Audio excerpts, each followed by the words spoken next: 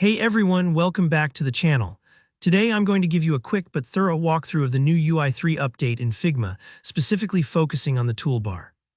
If you've just updated to this version and found yourself wondering how to move the toolbar up, or if you can customize its placement at all, you're definitely not alone. I'll break down exactly what controls you actually have over the toolbar now, explain what all the new icons mean, and clarify a few things that might be confusing, especially if you're coming from the previous version. By the end of this video, you'll know exactly how the Figma UI3 toolbar works, what options you have, and how to make the best use of the new interface. So let's dive right in. With the fresh UI3 update, Figma made quite a few changes to the way the interface looks and operates. If you're looking for a way to move the toolbar to the top of your screen or reposition it elsewhere, I have to be upfront.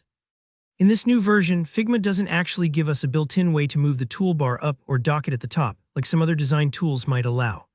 I know that might be frustrating, especially if you were used to customizing your workspace for speed, but right now, that option simply isn't available in UI3. But don't worry, while the whole toolbar can't be moved, you do still have control over which tools show up in it, and that can make a big difference in how you use Figma day to day. There are actually three main selections you can use to change what appears in your toolbar, so let's walk through each of them. First up, you have the draw icon. This is the one that looks a bit like a pencil or squiggle at the edge of your toolbar. When you click on it, you'll notice it expands out to reveal three creative tools: the pen, the brush, and the pencil. Think of them as your digital art kit. The pen tool is great for creating precise, vector paths perfect for logos or icons. The brush brings a more organic, freehand feel, and the pencil is the quickest way to sketch rough ideas. Clicking that draw icon is how you toggle between these creative tools, so you can quickly get the right one under your mouse without digging through menus.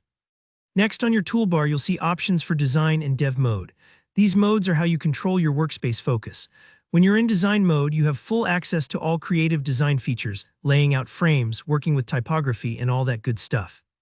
Dev mode, on the other hand, is more about handing off your work to developers, making specs and code snippets readily available.